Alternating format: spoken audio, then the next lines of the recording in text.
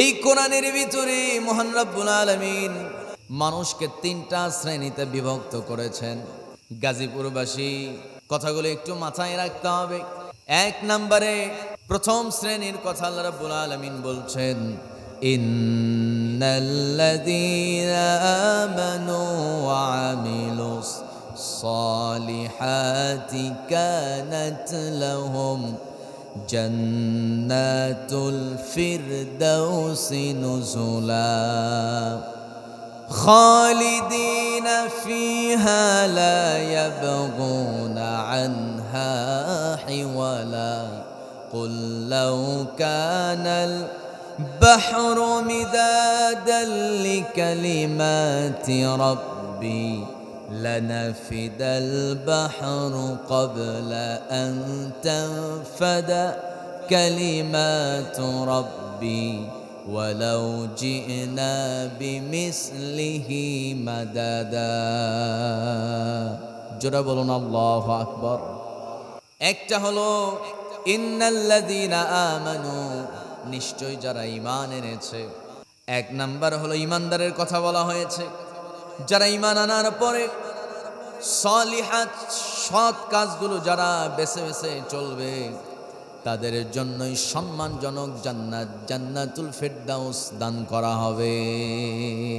সুবহানাল্লাহ। আমার বন্ধুগণ,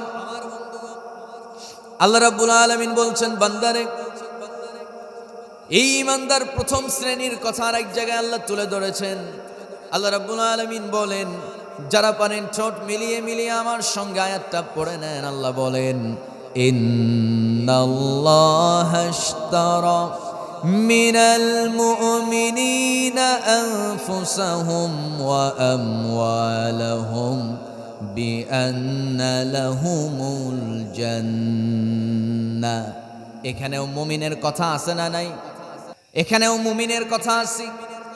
এখানেও আল্লাহ তাআলা মিনাল মুমিনিনা আনফুসাহুম, যে মুমিন তার জান এবং প্রাণ, জীবন এবং সম্পদ আল্লাহর রাস্তায় বিলিয়ে দেবে, আল্লাহ বলেন আমি তাকে জান্নাত দিয়ে দেব। জোরে কোন সুবহানাল্লাহ। প্রথম শ্রেণীকে আল্লাহ ভাগ করেছেন, তার নাম দিয়েছেন মুমিন। তার নাম কি? মুমিন। দুই নম্বরে আল্লাহ কাফেরদেরকে বলতে পারতেন, যারা ঈমান আনে নাই, যারা মুশরিক, যারা এক কথায় আল্লাহর সঙ্গে শিরিক করে, তাদের কথা বলতে পারতেন। কিন্তু দুই নম্বরে আল্লাহ তাআলা মূর্তি পুজো যারা করে তাদের কথা আনলেন না, যারা আল্লাহর সঙ্গে শিরিক করে তাদের কথাও আনলেন না। যারা নাকি আল্লাহকে বলে আল্লাহ হলেন পিতা, ছেলে, তার ছেলে হচ্ছে ঈসা, তার স্ত্রী মারিয়াম, জঘন্যতম অপবাদ। কার নামে বলেন? আল্লাহর নামে। এই অপবাদ দেয় মূলত কারা? খ্রিস্টানরা। কারা? খ্রিস্টানরা এই অপবাদ দেয়। মাসিহকে নিয়ে ইহুদিরা অপবাদ দেয়, আল্লাহর সঙ্গে শরীক স্থাপন করে। কিন্তু এক কথায় যারা আল্লাহর সঙ্গে শিরিক করবে তাদের কথা না তুলে ধরে আল্লাহ রাব্বুল আলামিন দুই নম্বরে কার কথা তুলে ধরেছেন?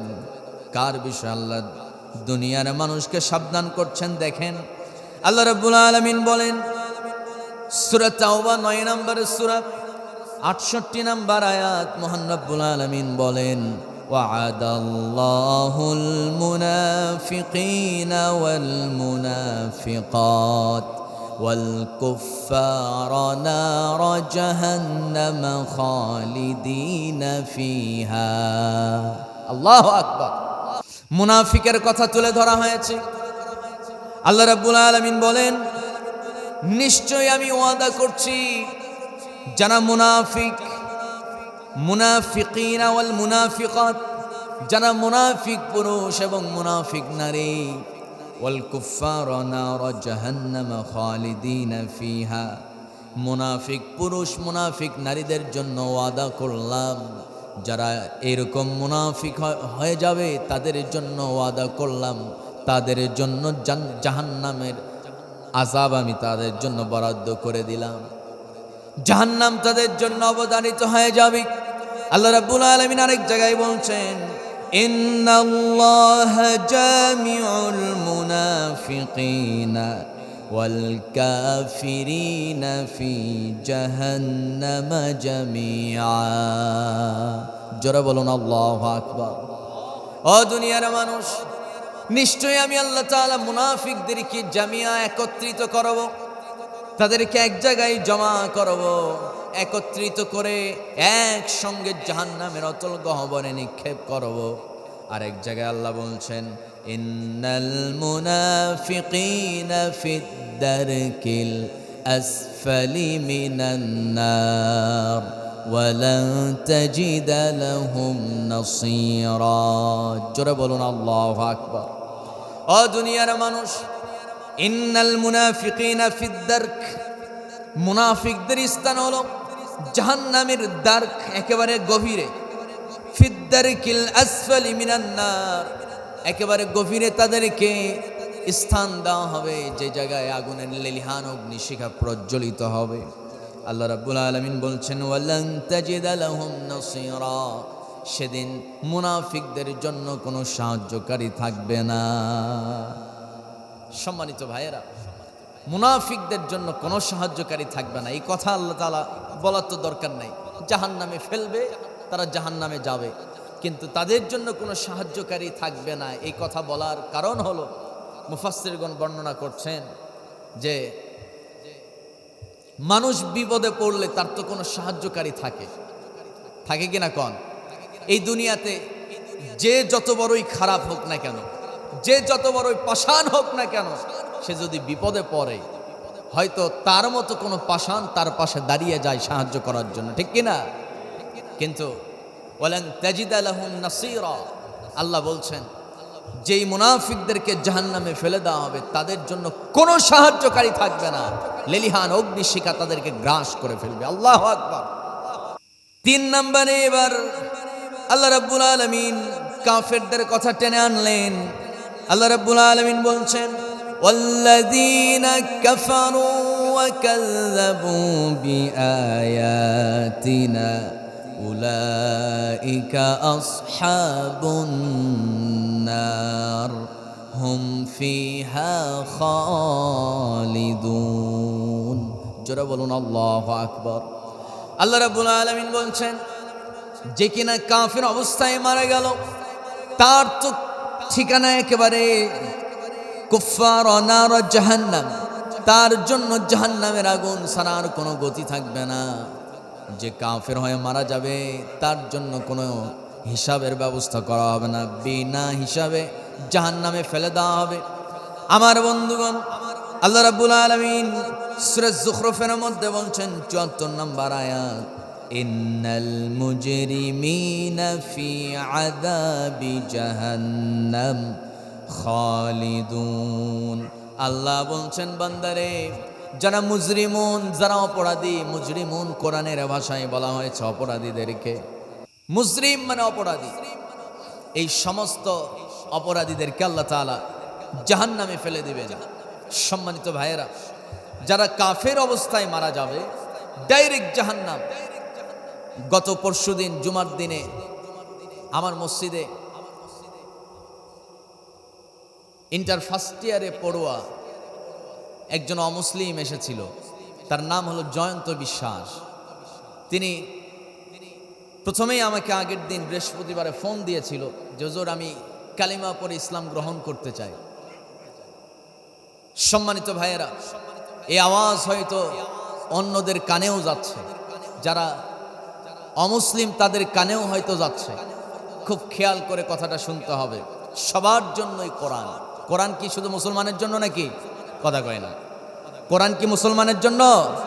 কখনোই না। কোরআন সবার জন্য। বলেন, কোরআন কাদের জন্য? সবার জন্য। সে যুবক,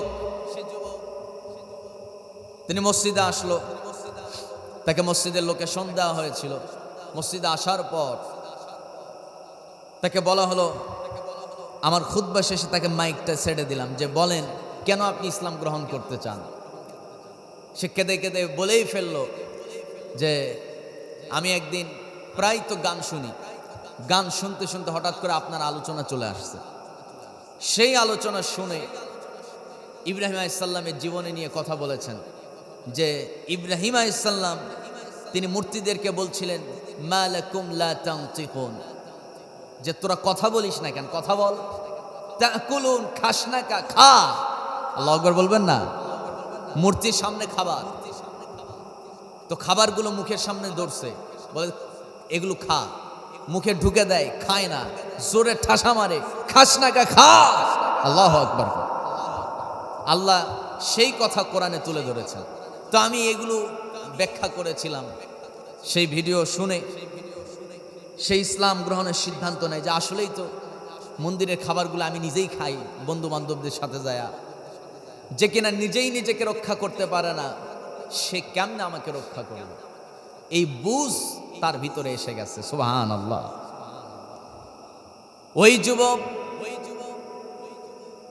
চোখের পানি ছেড়ে দিয়া জুমার দিন গত জুমায় মসজিদে উপস্থিত সবার সামনে বলছিল, আমি যখন ইসলাম গ্রহণের সিদ্ধান্ত নিলাম, পুরোহিত মন্দিরে আমাদের পুরোহিত যিনি আছেন তার কাছে গেলাম, করজোড়ে পাটা চেপে ধরলাম, বললাম বলেন তো সত্য ধর্ম, সত্যি আসল ধর্ম কোনটা?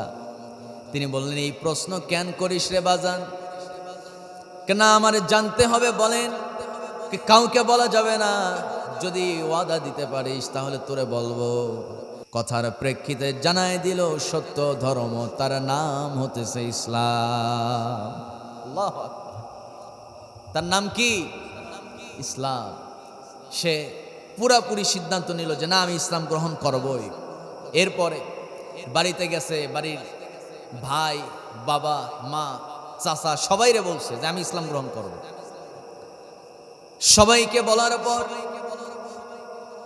এই বলাতেই তাকে শিকল দিয়ে বেঁধে ফেলা হলো। 3টা দিন নির্যাতন করা হয়েছে। নির্যাতন করে তার হাতে 2 পায়ে পেরেক মারা হয়েছে। নিজে চোখে দেখলাম সেই পেরেকের তাজা ক্ষত, সেই ক্ষত চিহ্নগুলো নিজে চোখে দেখেছি। এতটা নির্যাতন করা হয়েছে, গোটা পিঠ তাকে চরমভাবে আঘাত করা হয়েছে।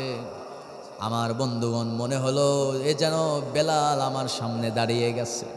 আল্লাহু আকবার। কি চরম নির্যাতন তাকে করা হয়েছে। 3 দিন নির্যাতন করার পর তারাও ক্লান্ত হয়ে গেছে। সে বলছে যে আমারে ছেড়ে দিলেই আমি যে কোনো একজন হুজুরের কাছে গিয়ে ইসলাম গ্রহণ করব। তার ভাবির সাহায্য নিয়ে সে সেখান থেকে পালিয়ে গেছে ব্রাহ্মণবাড়িয়া। নরসিংদীর ছেলে, মনোহরদী বাড়ি, পাশের জেলা ব্রাহ্মণবাড়িয়ার আদালতে গিয়ে সে কোর্টে এফিডেভিট করে 30 সেপ্টেম্বর সিদ্ধান্ত নিল যে না, আমি ইসলাম গ্রহণ করব। কোর্টে এফিডেভিট করে নাম চেঞ্জ করে সে আমার হাতে কালিমা পড়ার জন্য ওই যে ভিডিওতে দেওয়া আমার ফোন নাম্বার, সেই নাম্বারে যোগাযোগ করে আমার মসজিদে আসছে। ছেলেটা আলহামদুলিল্লাহ আল্লাহর রাস্তায় 3 চিল্লার জন্য সে মানে ওয়াদাবদ্ধ হয়েছে, অল্প দিনের মধ্যে হয়তো বের হবে। তো আমি তাকে বলেছি যে ইসলাম গ্রহণ করেছো ভালো কথা, এই ইসলাম গ্রহণ করে কিন্তু আল্লাহর 1 পয়সা লাভ হয় নাই। কি লাভ থাকবে? যে ইসলাম গ্রহণ করেছে তার লাভ, সে জাহান্নামের আগুন থেকে বেঁচে গেছে, ঠিক কিনা? আল্লাহ এই কথাই বলছেন, ওয়াল্লাযীনা কাফারু ওয়া কাযযাবু বিআয়াতিনা উলাইকা আসহাবুন নার হুম ফিহা খালিদুন। জোরে বলুন আল্লাহু আকবার। ও দুনিয়ার মানুষ, শুনে রাখো, যারা নাকি এই কোরআনকে অস্বীকার করবে, কোরআনের আয়াত ও কাযযাবু বিআয়াতিনা, কোরআনকে যারা অস্বীকার করবে, যারা কুফরির পথকে বেছে নেবে, আল্লাহ রাব্বুল আলামিন বলছেন উলাইকা আসহাবুন নার হুম ফিহা খালিদুন, চিরস্থায়ী জাহান্নামের আগুন আমি তাদেরকে জ্বালাবো, বাঁচার কোনো রাস্তা তাদের থাকবে না। আমার বন্ধুগণ, মূলত এই কোরআন মানুষকে 3 শ্রেণীতে বিভক্ত করেছে। 1 হলো মুমিন, 2 নাম্বার মুনাফিক, 3 নাম্বারে কে? 3 নাম্বার কে? কাফের। কাফের আমার দেশে আছে না নাই? সূরা মাউন যদি তেলাওয়াত করি, মুসলমানদের মধ্যে ডজন কাফের বের হয়ে যাবে। আল্লাহ রাব্বুল আলামিন বলছেন, যারা পারেন আমার সঙ্গে ঠোঁট মিলিয়ে মিলিয়ে পড়ুন, আরাআইতাল্লাযী ইউকাযযিবু বিদ্দীন ফাযালিকাল্লাযী ইয়াদউল ইয়াতীম ওয়ালা ইয়াহুদ্দু আলা তাআমিল মিসকিন ফাওয়াইলুল লিল মুসাল্লিন আল্লাযীনা হুম عن صلاتهم ساهون الذين هم يراءون ويمنعون الماعون জোরে বলুন আল্লাহু আকবার। আল্লাহ রাব্বুল আলামিন বলছেন, হে নবী আপনি কি দেখেন নাই যারা আখিরাতকে অবিশ্বাস করে, যারা আখিরাত বিশ্বাস করে না, আখিরাতের প্রতি যারা ঈমান আনে না, ওদের দুইটা স্বভাব আপনি কি দেখেন নাই? তার মধ্যে এক নাম্বার স্বভাব হলো ফাযালিকাল্লাযী ইয়াদউল ইয়াতীম, ওরা এতিমের মাল আত্মসাৎ করে, এতিমকে ঘাট ধাক্কা দিয়ে বের করে দেয়। ফাযালিকাল্লাযী ইয়াদউ, গলা ধাক্কা দিয়ে বের করে দেয়। এই আয়াতটা কখন নাজিল হলো একটু বলবো? এই আয়াতটা কখন নাজিল হলো?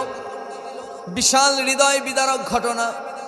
আমার নবীজি তখনও ইসলামী রাষ্ট্র কায়েম করতে পারেন নাই।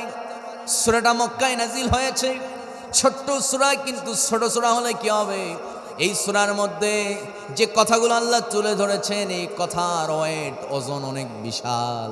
আল্লাহ রাব্বুল আলামিন বলছেন, আরাআইতাল্লাযী ইউকাযযিবু বিদ্দীন ফাযালিকাল্লাযী ইয়াদউল ইয়াতীম। জোরে বলুন আল্লাহু আকবার। আমার ভাইয়েরা, আমার নবীজি মক্কায় তিনি অবস্থান করছিলেন। নবুয়ত লাভের পর কয়েকটা বছর তিনি মক্কায় অতিবাহিত করেছেন। মক্কি জীবনে নবীজি মানুষের শান্তি নিশ্চিত করার জন্য হিলফুল ফুজুল সংগঠন তৈরি করেছিলেন। এতিমদেরকে আহার দেওয়ার জন্য, বস্ত্র দেওয়ার জন্য, অসহায়কে সাহায্য করার জন্য, এরপরে ক্ষুধার্তকে খাবার দেওয়ার জন্য, নির্যাতিতকে সাহায্য করার জন্য। দুই গোত্রের মধ্যে বছরের পর বছর যে কলহ বিবাদ, এগুলো বন্ধ করার জন্য নবী যেই সংগঠন তৈরি করেছিলেন, ওই মুহূর্তে আয়াত নাজিল হয়ে গেল, আরাআইতাল্লাযী, বলেন না, আরাআইতাল্লাযী ইউকাযযিবু বিদ্দীন ফাযালিকাল্লাযী ইয়াদউল ইয়াতীম ওয়ালা ইয়াহুদ্দু আলা তাআমিল মিসকিন। আমার নবীকে উদ্দেশ্য করে আল্লাহ বলছেন, হে নবী, যারা আখিরাতকে বিশ্বাস করে না, তারাই কেবলমাত্র এতিমের ঘাট ধাক্কা দিয়ে বের করে দেয় এবং তারা এতিমের সম্পদ লুণ্ঠন করে। আর রাসূলকে জানায় দেওয়া হলো, সূরা দুহার মধ্যে আল্লাহ তাআলা আয়াতগুলো নাজিল করেছেন, সবাই পড়েন, আলাম ইয়াজিদকা ইয়াতীমান ফাআওয়া ওয়া ওয়াজাদাকা দাল্লান ফাহাদা ووجدك عائلا فأغنى فأما اليتيم فلا تقهر وأما السائل فلا تنهر وأما بنعمة ربك فحدث। জোরে বলুন আল্লাহু আকবার। হে নবী, যে ইতিমটারে আমি আপনার কাছে পাঠাইছি, ওই লোকগুলো তো পাঠায় নাই, মূল পরিকল্পনা করছে কে? সবাই তো কয় না, মূল পরিকল্পনাকারী কে? আমার বন্ধুগণ, আল্লাহ তাআলা রাসূলকে বলছেন, হে নবী, আমি যে সন্তানটাকে আপনার কাছে পাঠিয়েছি সে তো এতিম, কিন্তু আপনি জানেন নাকি, আলাম ইয়াজিদকা ইয়াতীমান ফাআওয়া, আমি আপনাকে তো এতিম অবস্থায় পেয়েছিলাম, কিন্তু এতিম অবস্থায় পাওয়ার পর আমি আপনাকে আশ্রয় দিয়েছি। সুবহানাল্লাহ পড়বেন না? আমার নবী তো চরম এতিম, এতিমদের সর্দার। তিনি কি? তিনি এতিমের সর্দার। নবী যখন মায়ের পেটে 6টা মাস হয়ে গেছে। এমন সময় নবীর বাবা দুনিয়া থেকে বিদায় নিয়েছেন। আমার নবী জন্মগ্রহণ করলেন। জন্মগ্রহণের পর নবীরে কেউ নেয় না। আমার বন্ধুগণ, মক্কা নগরীর সিস্টেমটা ছিল কি দেখেন, আমার নবীর দুধমা ছিল। দুধমা কেন রাখা হলো? কারণ হলো মক্কা নগরীতে যেই সব সন্তানগুলো জন্মগ্রহণ করত তাদেরকে তাদের জন্য ধাত্রী নিযুক্ত করা হতো, দুধমা নিযুক্ত করা হতো। কারণ ওই সন্তানটাকে আরবের শুদ্ধ ভাষা শেখার জন্য তাকে আরবের আঞ্চলিক এলাকায় পাঠায় দেওয়া হতো। মক্কা নগরীতে রাখা হতো না। মক্কা নগরীতে না রাখার কারণ হলো, যদি সন্তানটা মক্কা নগরীতে বড় হতে থাকে, মক্কায় কাবাকে কেন্দ্র করে বিভিন্ন দেশ থেকে মানুষ সেখানে এসে সেই জায়গায় তাঁবু গাড়ে, সেই জায়গায় বসবাস করে। বিভিন্ন দেশের মানুষ কাবা শরীফ তাওয়াফ করার জন্য, হজ করার জন্য তারা চলে আসতো। আমার বন্ধুগণ, এই মানুষগুলোর সঙ্গে চলাফেরা করলে, এদের সঙ্গে কথাবার্তা বললে, সেই মক্কার সন্তানগুলো আরবি সঠিক ভাষা শিখতে পারবে না, শুদ্ধ ভাষা শিখতে পারবে না। এজন্য সেই যুগের সিস্টেম ছিল, সন্তান জন্মগ্রহণের সঙ্গে সঙ্গে ধাত্রীমা নিযুক্ত করে দূরে পাঠায় দেওয়া হতো শুদ্ধ ভাষা শেখার জন্য। আমার নবীকেও পাঠায় দেওয়া হলো। আমার নবীজি জন্মগ্রহণ করলেন। দুনিয়াতে প্রথমে পা রাখলেন, বাবা নাই। 6 বছর হয়ে গেছে, মাকেও হারালেন। 8 বছর বয়সে দাদাকে হারালেন। এরপরে তিনি তার চাচাকেও হারালেন। ডানে বামে কেউ নাই, সামনে পেছনে কেউ নাই। যার কেউ নাই, অবশ্য তার তো একজন থাকেই, তিনি কে? আরেকটু আস্তে বলেন, কে? আমার বন্ধুগণ, আমার নবীজিকে আল্লাহ বলছেন, আলম ইয়াজিদকা ইয়াতীমান ফাআওয়া ওয়া ওয়াজাদাকা দাল্লান ফাহাদা ওয়া ওয়াজাদাকা আইলান ফাআগনা ফাআম্মাল ইয়াতীমা ফালা তাকহার ওয়া আম্মাস সাইলা ফালা তানহার وأما بنعمة ربك فحدث। জোরে বলুন আল্লাহু আকবার। আমার ভাইয়ের, আল্লাহ বলছেন, হে নবী, আপনার রব কি আপনাকে এতিম হিসাবে পায় নাই? এতিম হিসেবে পাওয়ার পর আপনাকে আপনার রব আশ্রয় দিয়েছিলেন। ওয়াজাদাকা দাল্লান ফাহাদা, আপনাকে পথ হারা অবস্থায় আমি পেয়েছি। এরপরে আমি আল্লাহ আপনাকে পথের দিশা দিয়েছি। যেরকম সুবহানাল্লাহ। কথাগুলো কার? বলেন বলেন, কথা কার? আমার বন্ধুগণ, এরপর আল্লাহ বলছেন, ওয়াজাদাকা আইলান ফাগনা, হে নবী, আমি আপনাকে নিঃস্ব অবস্থায় পাইছি। কি অবস্থায়? নিঃস্ব হয় কখন? যখন তার কিছুই থাকে না। হে নবী, আমি আপনাকে নিঃস্ব অবস্থায় পেয়েছি। এরপরে আমি আপনাকে ধনী বানিয়ে দিলাম।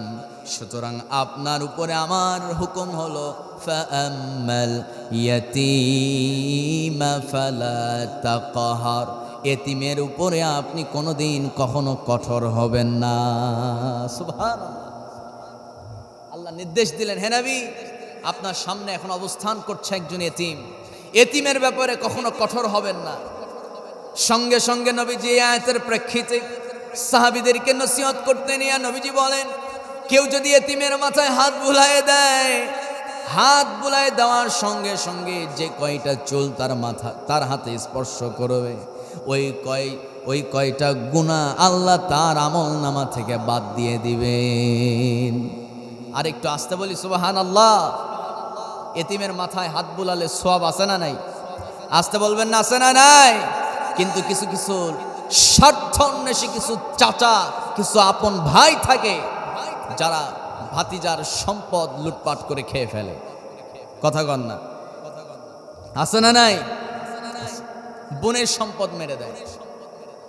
বাপ দুনিয়া থেকে বিদায় নিয়েছে, বোনের ভাগ দেয় না ভাই। আছে না নাই? কন, কি জবাব দিবেন আল্লাহর কাছে? দুনিয়ার এই সম্পদ চিরকাল থাকবে না। সবাইকে হাজির হতে হবে কার সামনে বলেন তো? আসতে কবেন না, কার সামনে? আমার বন্ধুগণ, আল্লাহ রাব্বুল আলামিনের জন্য বলছেন, এতিমের সম্পদ, অসহায় ব্যক্তিদের সম্পদ, দুর্বল মানুষের সম্পদ। কয়টা বললাম? তিনটা। অসহায়, দুর্বল, এরপরে যেই লোকটা এতিম, যেই বাচ্চাটা এতিম, এই তিন শ্রেণীর সম্পদ যদি কেউ লুটপাট করে ফেলে, আল্লাহ বলেন ইন্নাল্লাযীনা ইয়াকুলুনা আমওয়ালাল ইয়াতামা যুলমান ইন্নামা ইয়াকুলুনা ফি বুতুনিহিম নারা ওয়া সায়াসলাউনা সাঈরা। জোরে বলি আল্লাহু আকবার। আল্লাহ তাআলা বলছেন, দুনিয়ার মানুষ কেউ যদি এতিমের সম্পদ অন্যায়ভাবে খেয়ে ফেলে, সে যেন জেনে রাখে সে শুধু সম্পদ খায় নাই, তার পেট যেন আগুনে পূর্ণ করে ফেলেছে। মরতে দেরি, জাহান্নামের আগুনে পুড়তে দেরি হবে না। কথাটা কার? আসতে কবেন না কার? আমার বন্ধুগণ, মূল কথা হলো, আমি তো মূলত মুনাফিকদেরকে নিয়ে কথা বলছিলাম। আমার বন্ধুগণ, মুনাফিকদের স্বভাবগুলো কি জানার দরকার আছে না নাই? কন ভুলে গেছেন নাকি? আলোচনার সাবজেক্ট কিন্তু এতিম নয়। কথার প্রেক্ষিতে আমি এতিমের কিছু কথা বলে দিলাম আপনাদেরকে, উদাহরণ না। সম্মানিত ভাইয়েরা, সম্মানিত বন্ধুগণ, সেই মুহাম্মদ সাল্লাল্লাহু আলাইহি সাল্লাম একটু বাদ পড়ে গেছে। আমার নবীজি সেই এতিম বাচ্চাকে বুকে টেনে নিলেন, তাকে বললেন যে তোমার বাবা নাই, তোমার বাবা হয়তো দুনিয়া থেকে বিদায় নিয়েছে, কিন্তু তুমি কখনো মনে করো না যে তোমার পাশে কেউ নাই, তোমার পাশে আমি মুহাম্মদ রয়ে গেছি। সুবহানাল্লাহ। সঙ্গে সঙ্গে বাচ্চাটাকে সঙ্গে করে নিয়ে আমার নবীজি রওনা করলেন, আবু জেহেলের বাড়ির উদ্দেশ্যে রওনা করলেন। যারা হজ করেছেন, উমরা করেছেন, আপনারা দেখেছেন আবু জেহেলের বাড়িটা তো মোটামুটি এখন একটা হাম্মাম খানা হয়ে গেছে। কি খানা?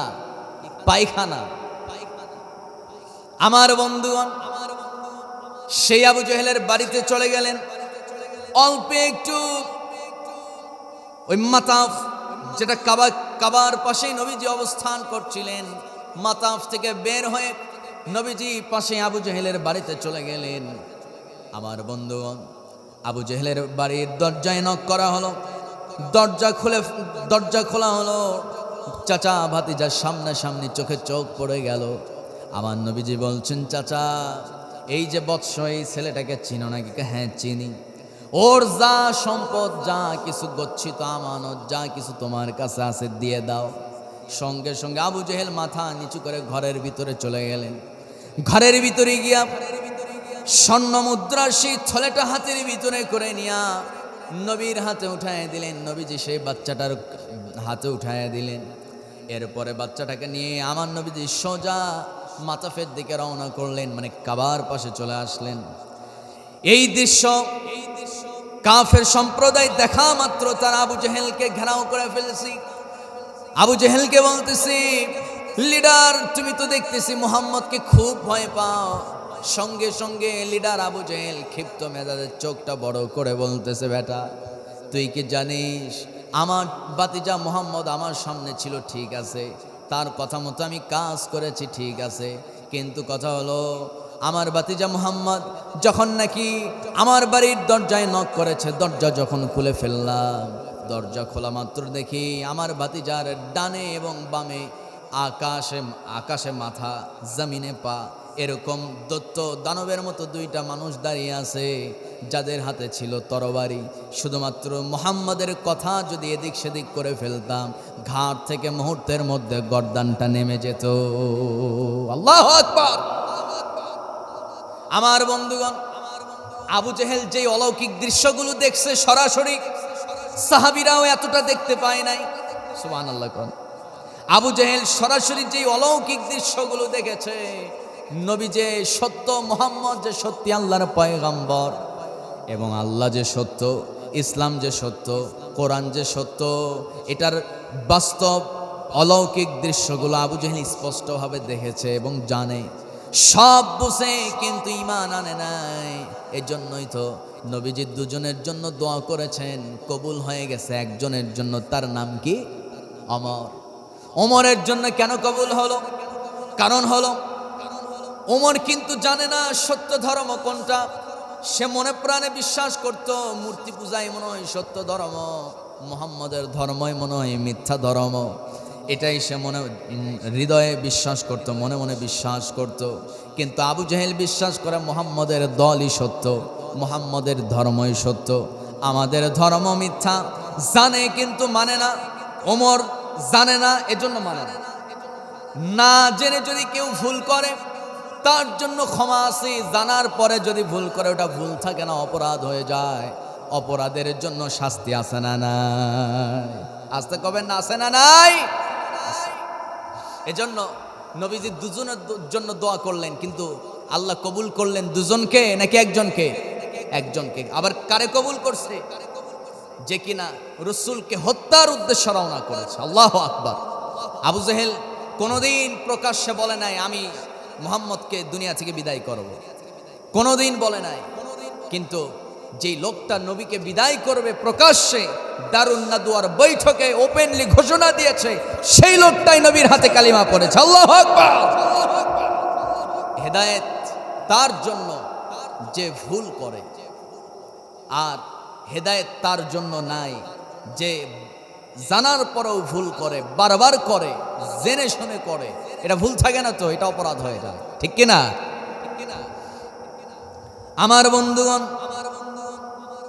তাহলে যারা আখিরাতকে বিশ্বাস করে, কি বলে, আখিরাতকে যারা বিশ্বাস করে না, তাদের স্বভাব হলো এতিমদেরকে সাহায্য করে না, অন্ন দেয় না, বস্ত্র দেয় না, সহযোগিতা করে না, পরস্পরকে সহযোগিতার জন্য উপদেশ দেয় না, এতিমের গলা ধাক্কা দিয়ে বের করে দেয়। তারাই যুগের সবচাইতে বড় বেঈমান, ঠিক কিনা?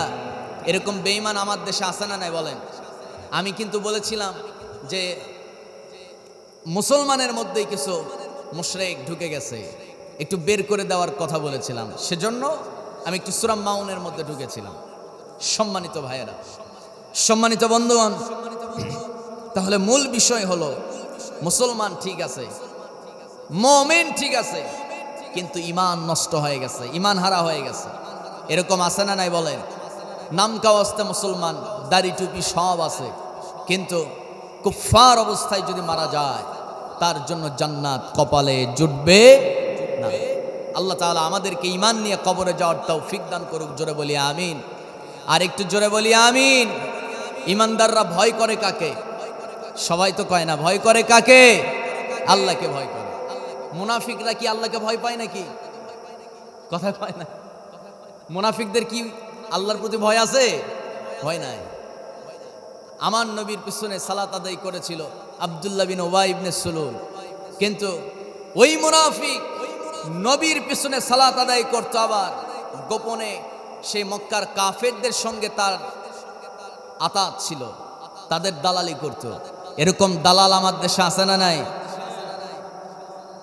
দাড়িওয়ালা, টুপিওয়ালা, বিরাট মাদ্রাসার প্রিন্সিপাল, অধ্যক্ষ, মুহতামিম, অনেক বড় হুজুর, দেশের মানুষ তাকে চিনে, কিন্তু ক্ষমতার লোভে, টাকার লোভে, সম্পদের লোভে আলেমে আলেমে ঐক্য হচ্ছে না আমার দেশে। কথা বলুন, ঠিক কিনা? সম্মানিত ভাইয়েরা, সম্মানিত বন্ধুগণ, শুধু আলেম হলেই জান্নাতে যাওয়া যাবে না। ওই তো নবীজি বলেছেন যে যারা জ্ঞানী, যারা আলেম, তাদেরকে দিয়ে জাহান্নাম উদ্বোধন হবে, আবার আলেমদেরকে দিয়ে জান্নাত উদ্বোধন হবে। সুবহানাল্লাহ কবেন না? এজন্য সর্বক্ষেত্রে আমরা ভয় করব একজনকে। বলুন তিনি কে? আসতে কবেন না কে? আল্লাহ তাআলা। যাদের হৃদয়ে আছে আল্লাহর ভয়, তারা কভু পথ ভুলে যায় না। আল্লাহর প্রেম ছাড়া এই দুনিয়ায় কারো কাছে কোনো কিছু চায় না, কারো কাছে কোনো কিছু চায় না, ঠিক কিনা? আমরা শুধুমাত্র চাইব একজনের কাছে। গলার আওয়াজ ভারী করে চিল্লায় বলুন তিনি কে? আল্লাহ তাআলা। আমার বন্ধুগণ, মুনাফিক হওয়া যাবে না, কাফের হওয়া যাবে না, হতে হবে আমাদেরকে মুমিন, ইমানদার হতে হবে, ইমানটাকে পাকা পুক্ত করতে হবে। এজন্য আল্লাহ বলছেন ইন্নামাল মুমিনুনাল্লাযীনা ইযা যুকিরাল্লাহু ওয়াজিলাত কুলুবুহুম ওয়া ইযা তুলিয়াত আলাইহিম আয়াতুহু যাদাতহুম ঈমানান ওয়া আলা রাব্বিহিম ইয়াতাওয়াক্কালুন। জোরে বলুন আল্লাহু আকবার। ও দুনিয়ার মানুষ, সত্যিকারের ইমানদার তুই ব্যক্তি যে কিনা কেবলমাত্র মনোযোগ দিয়ে কোরআন শোনে, মনোযোগ দিয়ে কোরআন বোঝে। যেখানে কোরআনের আলোচনা হয় ওই জায়গায় যখন কোনো বান্দা মনোযোগ দিয়ে কোরআন শোনে, দিল প্রাণ উজাড় করে যখন একনিষ্ঠ হৃদয় নিয়া যখন আল্লাহর কালাম শুনতে থাকে, আল্লাহ বলেন যাদাতহুম ঈমানা, ঈমান নামক দৌলত আমি তারে বৃদ্ধি করে দেই। সুবহানাল্লাহ। আমার বন্ধুগণ, আল্লাহ রাব্বুল আলামিন মুনাফিকদের ব্যাপারে সতর্ক করেছেন। শুধু তাই নয়, মুনাফিক নামে একটা সূরা নাজিল করেছেন। আবার অন্যদিকে আমার নবীজি দুনিয়া থেকে বিদায় নেওয়ার পূর্বক্ষণে নবীজি সাহাবীদেরকে সতর্ক করেছেন। শুধু তাই না, আমার নবীজি মুনাফিকদের একটা লিস্ট তৈরি করেছিলেন। কি তৈরি করেছেন? লিস্ট তৈরি করেছেন। মুনাফিকদের একটা লিস্ট তিনি তৈরি করেছেন। ওই লিস্টের ভিতরে মুনাফিকদের নামগুলো তিনি সুন্দরভাবে স্পষ্ট করেছেন। আর ওই লিস্টটা তিনি যাকে তাকে দেন নাই। ওই লিস্ট আমার নবীজি হুযায়ফা ইবনে আল ইয়ামিন রাদিয়াল্লাহু তাআলা আনহুর হাতে দিয়েছিলেন। কারণ নবীজির সমস্ত গোপন তথ্যগুলো হুযায়ফার কাছে থাকতো। যেরকম সুবহানাল্লাহ। আমার নবীর সাহাবী হযরত ওমর ফারুক রাদিয়াল্লাহু তাআলা আনহু বারবার হুযায়ফার কাছে যেতেন, হুযায়ফার বাড়ির দরজায় নক করতেন। আমার নবীর সাহাবী হযরত ওমর ফারুক যখন নাকি খেলাফতের দায়িত্ব পেয়ে গেল, একদিন হযরত ওমর ফারুক চিন্তা করলেন, দামি দামি খাবার খেয়ে ফেললাম, আমি ওমর কি মুনাফিক হয়ে গেলাম নাকি? আমি কি মুনাফিক হলাম নাকি? এই চিন্তা করে মধ্যরাতে হযরত ওমর ফারুক রাদিয়াল্লাহু তাআলা আনহু হুযায়ফার বাড়ির উদ্দেশ্যে রওনা করলেন। হুযায়ফার বাড়ির দরজায় নক করলেন, ডাক দিলেন, হুযায়ফারে একটু বের হয়ে আসো না। হুযায়ফা বের হয়ে আসলো।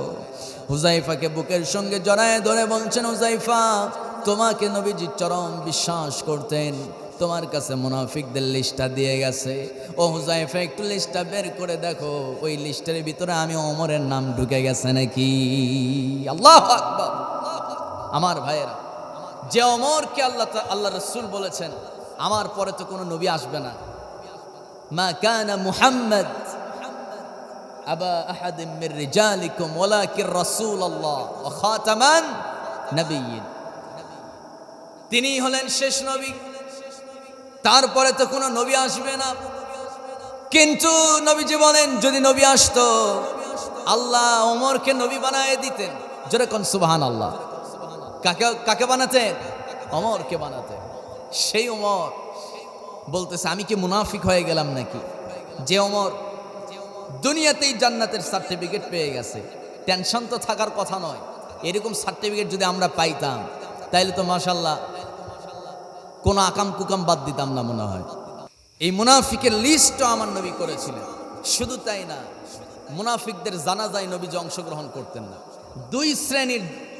দুই শ্রেণীর মানুষের জানাজায় নবীজি অংশগ্রহণ করতেন না। কয় শ্রেণী? দুই শ্রেণী। এক হলো ঋণগ্রস্ত ব্যক্তি, যে ঋণ নিয়ে মারা যায়, তার জানাজায় নবীজি অংশগ্রহণ করতেন না। নবীজি যখন জানাজায় ইমামতির জন্য দাঁড়ায় যেতেন, অথবা যে মারা গেছে জানাজা হবে ডিক্লার হয়ে গেছে, ঘোষণা হয়ে গেছে, নবীজি প্রথমে আগে খবর নিতেন ওই লোকটা ঋণগ্রস্ত কিনা, ঋণ নিয়ে মানে সে একেবারে ঋণ পরিশোধ না করে সে কি মারা গেছে কিনা, এটাকে খোঁজ নিতেন। এরপরে আমার নবীজি তার জানাজায় অংশগ্রহণ করতেন। সুবহানাল্লাহ কবেন না? আমার দেশে ঋণগ্রস্ত মানুষ মরে বেশি না কম? অনেক বেশি। ঋণ খেলাপির তো কথাই নাই। যে যত বড় ধনী তার তত বড় বড় ঋণ খেলাপি। হাসতেছেন? কথা ঠিক আছে না? সম্মানিত ভাইয়েরা, আমার দেশে সবচেয়ে বড় ধনী সালমান এফ রহমান, সবচেয়ে বড় ধনী, আবার সবচেয়ে বড় ঋণ খেলাফকারী। আল্লাহ তাআলা হেদায়েত দান করুক। এরকম অসংখ্য অসংখ্য ঋণগ্রস্ত ব্যক্তিরা আছে, তাদের মানে টেনশনই নাই, মানে এগুলো নিজের টাকা, ব্যাংক থেকে বিভিন্ন বিজনেস ইন্ডাস্ট্রির নামে টাকা উঠাইছে, মনেই করে না কিছু। কিন্তু প্রত্যেকটা টাকার হিসাব যিনি নিবেন তিনি কে? আল্লাহ প্রত্যেকটা টাকার হিসাব নেবেন। আল্লাহ তাআলা আমাদেরকে সহি বুঝ দান করুক। সবাই বলি আমিন। আপনাদের কষ্ট হচ্ছে না তো? অসুবিধা নাই তো? আলোচনা চালাবো? জোরে বলি ইনশাআল্লাহ। মুনাফিকি যদি কারো ভিতরে থেকে যায়, জান্নাত তার কপালে জুটবে না, বড় লাঞ্ছিত হয়ে যাবে। সম্মানিত ভাইয়েরা, তাহলে নবীজি এক নম্বরে যার জানাজায় অংশগ্রহণ করতেন না সে হলো ঋণগ্রস্ত ব্যক্তি। কি গ্রস্ত ব্যক্তি? ঋণগ্রস্ত ব্যক্তি। দুই নম্বরে আমার নবী অংশগ্রহণ করতেন না জানাজায় সেই ব্যক্তির যে কিনা মুনাফিক, যে কিনা মুনাফিক অবস্থায় মারা গেছে, তার জানাজায় অংশগ্রহণ করতেন না। আমার বন্ধুগণ, ওই আব্দুল্লাহ বিন উবাই ইবনে সুলুল সে যখন দুনিয়া থেকে বিদায় নিল, দুনিয়া থেকে বিদায় নেওয়ার পর ওই আব্দুল্লাহ ইবনে উবাই ইবনে সুলুলের সন্তান নবীর কাছে এসে বলছে, ইয়া রাসূলুল্লাহ, আপনি তো জানেন আমার বাবা আপনাকে চরম কষ্ট দিয়েছে, চরম নির্যাতন করেছে, মানসিকভাবে সামনাসামনি কখনো আপনাকে টর্চার করেন নাই, কিন্তু আপনার পেছনে আপনার পিঠে ছুরি মারার চেষ্টা করেছে। ইয়া রাসূলুল্লাহ, আমার বাবা আপনার বিরুদ্ধে চরম ষড়যন্ত্রে লিপ্ত ছিল। ইয়া রাসূলুল্লাহ, আমার বাবা তো দুনিয়া থেকে বিদায় নিয়েছেন, দয়া করে আমার বাবাকে মাফ করে দেন, আর আমার বাবার জানাজায় আপনাকে অংশগ্রহণ করতে হবে। নবীজি বললেন, ঠিক আছে যাও, তোমার বাবার জানাজায় অংশগ্রহণ করব। ওই ছোট্ট যুবকটা এবারে বলছে, ইয়া রাসূলুল্লাহ, আব্দুল্লাহ ইবনে উবাই মুনাফিকের সর্দার, তার সন্তান বলতেছে, ইয়া রাসূলুল্লাহ, শুধুমাত্র জানাজায় অংশগ্রহণ করলেই হবে না, আপনার যে পরনের যে জামা আছে, ব্যবহৃত যে জুব্বা আছে, এরকম ব্যবহার করা একটা জুব্বা আমাকে দিতে হবে।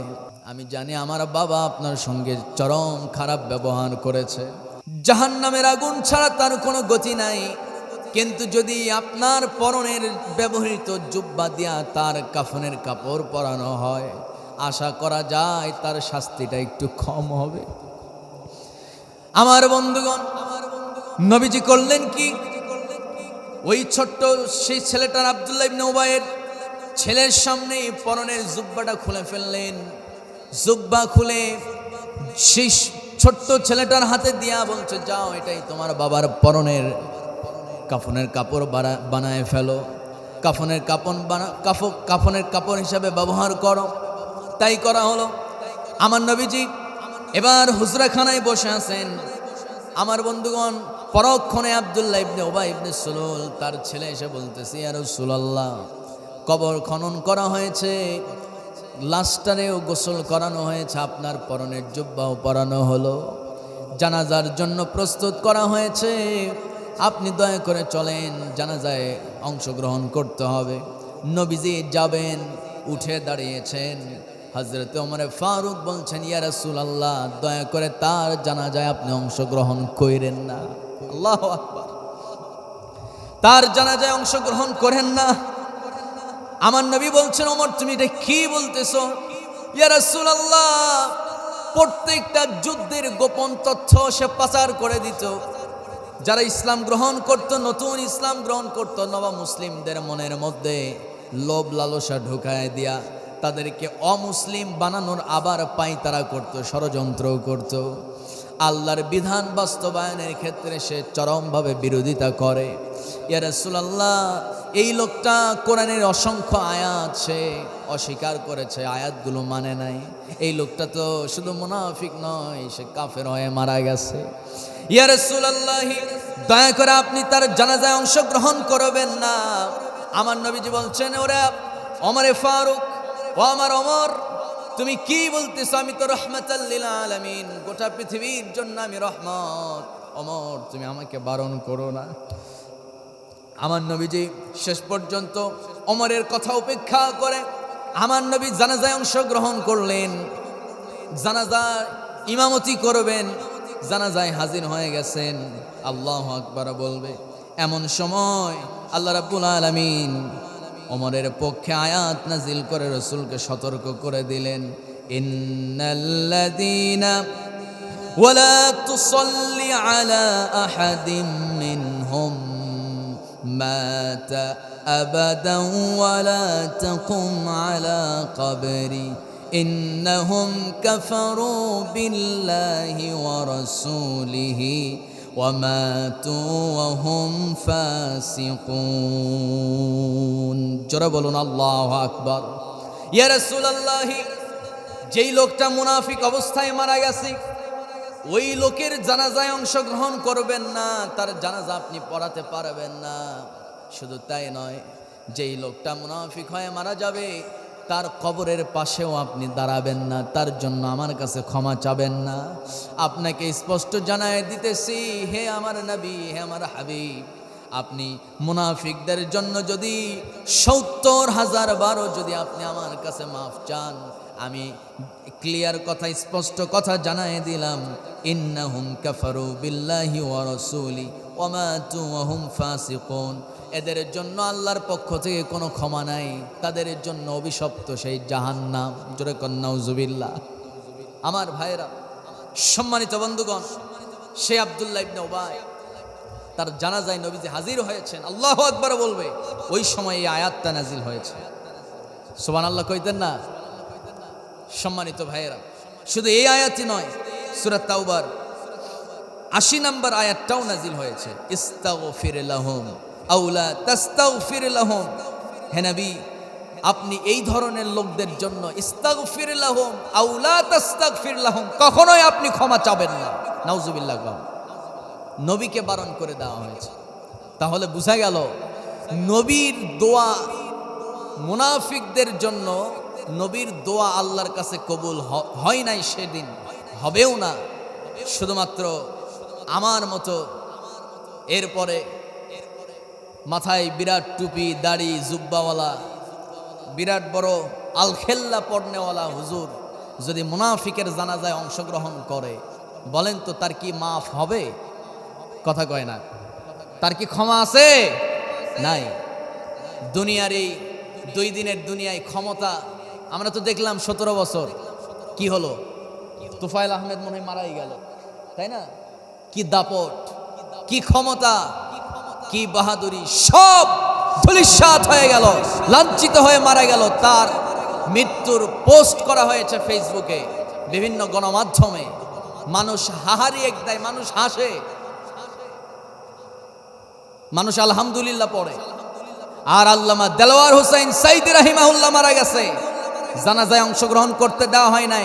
গোটা পৃথিবীর মানুষ তার জন্য 2 চোখের পানি ফেলে কাঁদছে, ঠিক কিনা? সম্মানিত ভাইয়েরা, সম্মানিত বন্ধুগণ, সম্মান দেওয়ার মালিক যিনি, তিনি কে? সবাই একটু বলেন, সম্মান দেওয়ার মালিক কে? সম্মান কেড়ে নেওয়ার মালিক কে? এজন্য অহংকার হৃদয়ে রাখা যাবে না, দাম্ভিকতা থাকা যাবে না, হিংসা হৃদয়ে রাখা যাবে না। আমাদের দিলগুলো আমরা বানাবো উজাড়, আমাদের দিল, আমাদের প্রাণ, আমাদের অন্তর পরস্পরের জন্য আমরা খুলে দেব, উজাড় করে দেব। জোরে বলি ইনশাআল্লাহ। আর একটু জোরে বলি ইনশাআল্লাহ। অমায়িক ব্যবহার যার মুখে আছে, পৃথিবীও ঋণী হয় ঠিক তার কাছে, ঠিক কিনা? অমায়িক ব্যবহার যার মুখে আছে পৃথিবী ঋণী হয় ঠিক তার কাছে। ব্যবহার জয় করে মানুষের মন, পরাজিত হয়ে যায় অস্ত্র তখন। বিনয়ের ফুরান শক্তি আছে পৃথিবী ঋণী হয় ঠিক তার কাছে। অমায়িক ব্যবহার যার মুখে আছে পৃথিবী ঋণী হয় ঠিক তার কাছে। আচরণ ভালো যার সেই তো ভালো, যার কাছে গেলে বাড়ে মনের আলো। আচরণ ভালো যার সেই তো ভালো, যার কাছে গেলে বাড়ে মনের আলো। যে মানুষ সৎ নিজের কাছে পৃথিবী ঋণী হয় ঠিক তার কাছে। বলুন ঠিক কিনা? আমাদের ব্যবহার যেন অন্যের জন্য কষ্টদায়ক না হয়, আমাদের কথায় কথায় যেন মুখ দিয়ে গালি না বের হয়, আমাদের কথার আঘাত যেন মানুষের চোখে পানি না আনে। এজন্য সতর্ক থাকার দরকার আছে না নাই? কথায় কথায় বউকে গালি দেয়, মানে একটা কি বলে চাকর আনছে একটা, মনে হয় বউকে অনেকে বাড়ির চাকর ভাবে, আছে না নাই? কন এখন কথা নাই, মানে কমন পড়ছে মনে হয়, কমন পড়ছে নাকি? বউকে চাকর বানানো যাবে না। স্ত্রীকে আল্লাহ তাআলা আকাশ চুম্বী মর্যাদা দান করেছেন। মায়ের পায়ের তলে সন্তানের জান্নাত, আর ওই জান্নাত পাইতে হলে স্ত্রীর সুপারিশ নিতে হবে, ঠিক কিনা? নবীজি বলেছেন মা বাবার সঙ্গে সদাচরণ করো, মায়ের পায়ের তলে তোমার জান্নাত। আর জেনে রাখো স্ত্রীর সুপারিশ ছাড়াই কিন্তু জান্নাতে যাওয়া যাবে না। বিরাট তাহাজ্জুদ গুজারি স্ত্রীর সঙ্গে খারাপ আচরণ করে, মানে একটু পুরাতন হয়ে গেছে, তুই তো পুরাতন হয়ে গেছস, আছে না নাই? কন এই কাজগুলো করা যাবে না। কথায় কথায় অন্যের ঘরের স্ত্রীকে দিয়ে তুলনা দিয়ে তাকে খোটা দেওয়া যাবে না, কারণ স্ত্রীদের মহিলাদের মন কিন্তু ছোট, ঠিক না? মহিলাদের মনটা একটু ছোট, ওদের একটু অভিমান বেশি। আল্লাহ তাদেরকে একটু আহ্লাদ দিয়া, একটু জেদ দিয়া, একটু অভিমান দিয়া তাদেরকে সৃষ্টি করেছেন। সুবহানাল্লাহ কইতে ইচ্ছে করে না। এই অভিমান ভাঙানোর দায়িত্ব কার? আল্লাহর। এই অভিমান, স্ত্রীর রাগ অভিমান ভাঙানোর দায়িত্ব কার? মানুষের। কয় স্বামীর দায়িত্ব। ও তো জীবনে বিয়ে করতে পারবে না, তো বোঝাই না কিছু। সম্মানিত ভাইয়েরা, তাহলে আমার নবীজি বলেন যদি কোনো স্বামী তার স্ত্রীর রাগ ভাঙাতে পারে, কোন স্বামী যদি তার স্ত্রীর রাগ ভাঙাতে পারে, আমার নবী বলেন সেই স্বামীর যে রাগ ভাঙানোর পিছনে যে সময়টা ব্যয় হবে, প্রতিটা মুহূর্তে আল্লাহ তাআলা তার এক একটা সগীরা গুনাহ মাফ করে দিবে। আর একটু আস্তে কোন সুবহানাল্লাহ। আর স্ত্রীদের ক্ষেত্রে বলেছেন কোন স্ত্রী যদি তার স্বামীর রাগ ভাঙাতে পারে, ওই স্বামী রাগ ভাঙানোর পর স্বামীর মুখে যে কয়টা মানে দাঁত বের হবে, ওই কয় বছরের গুনাহ আল্লাহ মাফ করে দিবে। অফারটা একটু বেশি, সুবহানাল্লাহ কবেন না? তার মানে দুজনের রাগ ভাঙাবে, একজন খেপলে আর একজন চুপ থাকবে।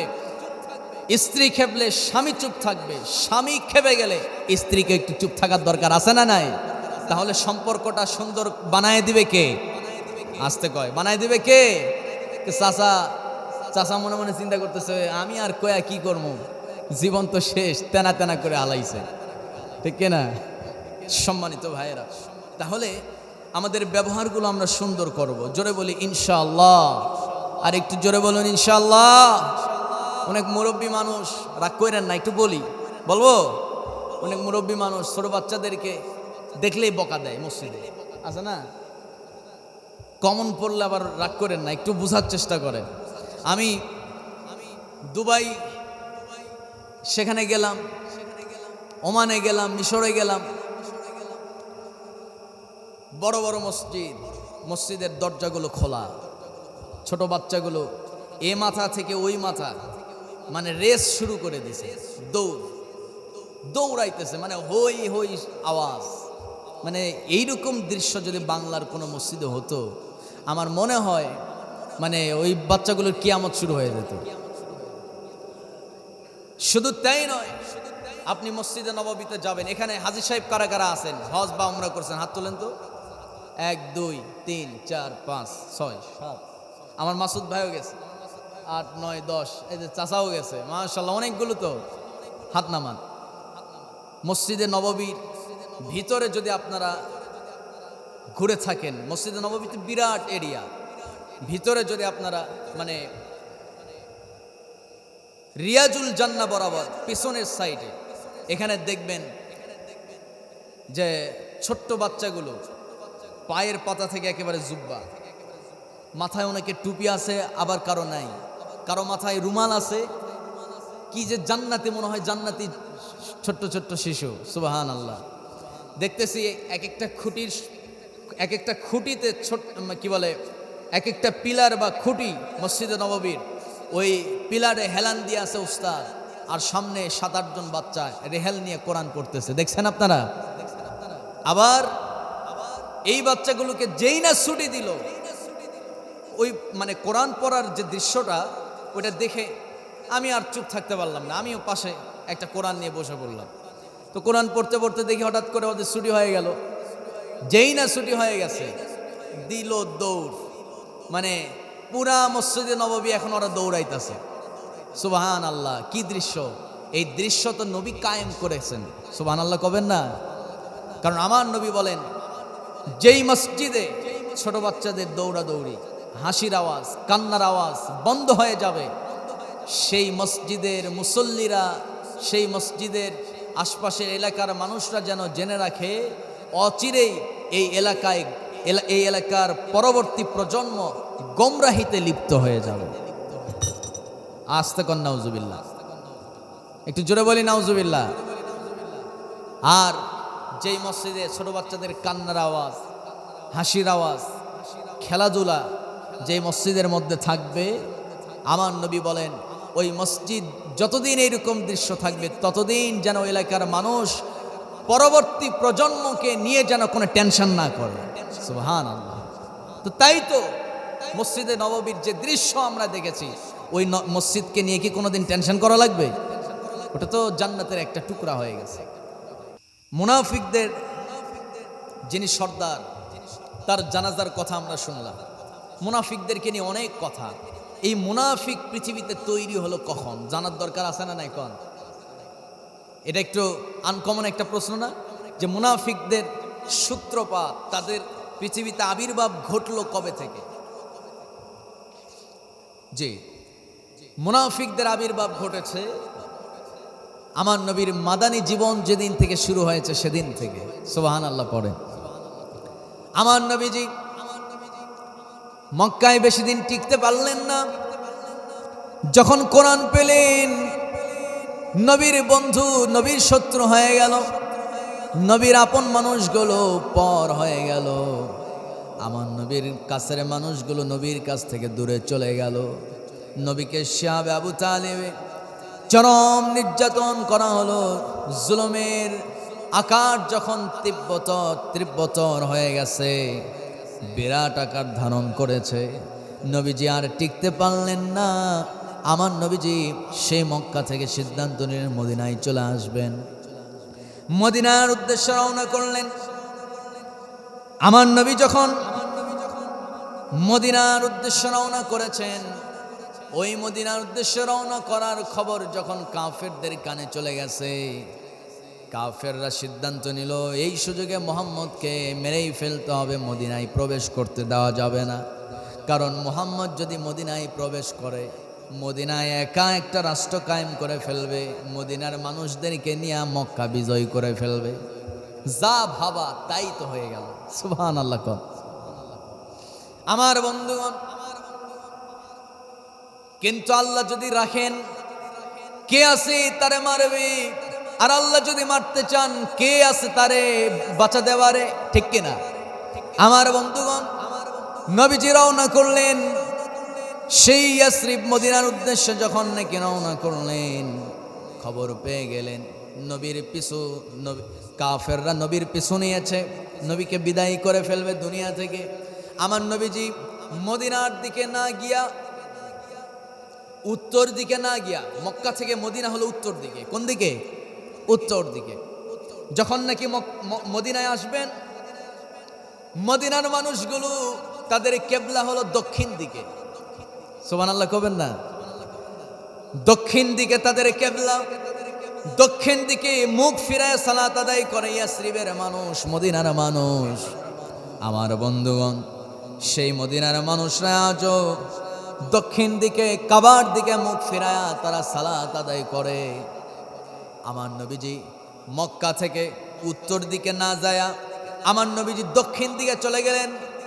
ওই দক্ষিণ দিকে আসি সেই কি বলে গারে সোর নামক একটা গুহা, যেই গুহার ভিতরে আমার নবীজি আশ্রয় নিয়েছিলেন। যেরকম সুবহানাল্লাহ।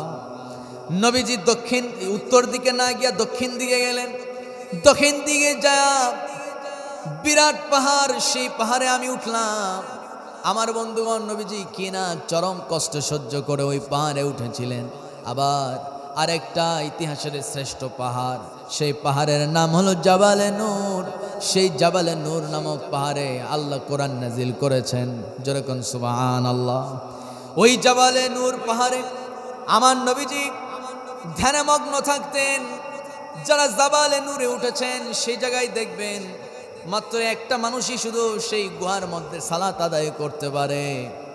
আমার বন্ধুগণ, নবী ওই জায়গায় সালাত আদায় করতেন, ধ্যানে মগ্ন থাকতেন, উম্মতকে নিয়ে ফিকির করতেন কেমনে কাবার ভিতর থেকে 360টা মূর্তি বের করা যায়, কেমনে মূর্তি বের করা যায়, কেমনে মানুষদেরকে মূর্তি পূজা থেকে ফেরানো যায়। আর আমার দেশের কিছু নেতা তৈরি হয়ে গেছে সামান্য কয়েকটা ভোটের জন্য মূর্তি পূজাকে স্বাগত জানায়। আছে না নাই? কথা কয় না? আসতে কবেন না? আছে না নাই? স্পষ্ট কথা আমি বলতে চাই। আজকে মাত্র 5% ভোট পাওয়ার জন্য নিজের ইমানকে নষ্ট করেন না। গোটা বাংলাদেশ 95% ইসলামী দলগুলোকে সিল মারার জন্য এক পায়ে দাঁড়িয়ে আছে মুসলমান। কথা বলেন ঠিক কিনা? নিশ্চিত বিজয় বাংলাদেশে, ইসলামের বিজয়, শুধুমাত্র ইসলামী দলগুলো যদি এক হতে পারে। কারণ বাকি বড় বড় 2টা দল দেখা শেষ, মানুষ চিনে ফেলছে তারা কয় নাম্বার। এবার 1 নাম্বারটাকে বিজয় করতে চায় মুসলমান। কথা কয় না? আরো জোরে বলতে হবে, ঠিক কিনা?